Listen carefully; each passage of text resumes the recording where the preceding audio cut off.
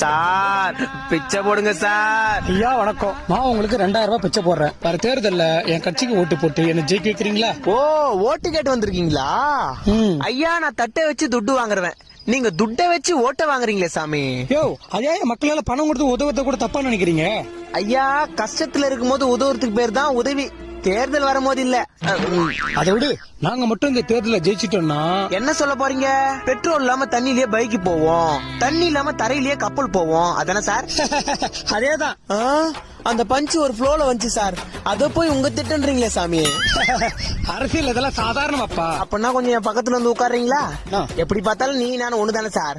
நான் அப்படிக்கா நோட்டு கேக்குறேன், நீங்க இப்படிக்கா ஓட்டு கேளுங்க. யோ, நீ ரொம்ப பேசுற. நான் தெரியும் எங்களை பத்தி உனக்கு. உங்களுக்கு என்ன சார், தேர்தலுக்கு முன்னாடி மக்கள் கிட்ட காசை கொடுத்து பேரம் பேசுவீங்க, ஜெயிச்சதுக்கு அப்புறம் அதே மக்களை தூக்கி ஓரம் வச்சிருவீங்க. கொஞ்சம் கிளம்புங்க சார், கஸ்டமர் வராங்க.